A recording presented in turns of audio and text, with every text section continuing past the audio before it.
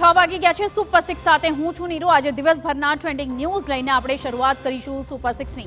વાત કરીશું દેશના 12 રાજ્યોમાં મેઘરાજાએ વરસાવેલી આફતથી લઈને બાંગ્લાદેશની સ્થિતિ પર ભારતમાં સર્જાયેલા રાજકારણની વાત કરવાની છે। ઓલિમ્પિક્સમાં ગોલ્ડ ચૂકી ગયેલા વિનેશ ફોગાટની અને તેમના સપનાથી લઈને ડોનાલ્ડ ટ્રમ્પની હત્યાના ષડયંત્રની પણ વાત કરવાની છે। પણ આજે સૌપ્રથમ વાત કરીશું દેશમાં ઓગસ્ટમાં આવેલા અનરાધાર વરસાદની। તો આવો નજર કરીએ 6 મહત્વપૂર્ણ મુદ્દાઓ પર। જમ્મુ કાશ્મીર હોય કે ઉત્તરાખંડ, હિમાચલ પ્રદેશ હોય કે આસામ, મેઘરાજાનું રૌદ્ર રૂપ સૌ કોઈને ડરાવી રહ્યું છે।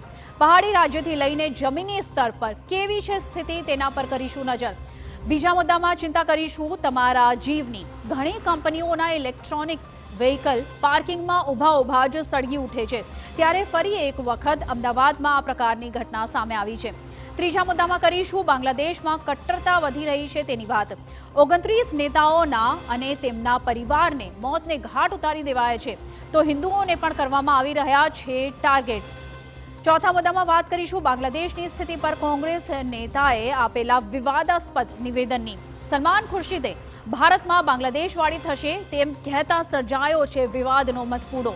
પાંચમા મુદ્દામાં વાત કરીશું અમેરિકાના પૂર્વ રાષ્ટ્રપતિ ડોનાલ્ડ ટ્રમ્પ સહિત અનેક દિગ્ગજ નેતાઓની હત્યાના ષડયંત્રનો પર્દાફાશ થયો છે। ષડયંત્રને અંજામ આપવા મુદ્દે પાકિસ્તાનના આસિફ મર્ચન્ટની થઈ છે ધરપકડ।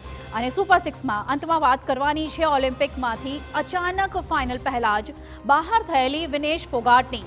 માત્ર 100 ગ્રામ વજન કેવી રીતે વર્ષોની મહેનત પર ભારે પડ્યું તેની ચર્ચા કરીશું। તો આવો સૌપ્રથમ નજર કરીએ આજની સૌથી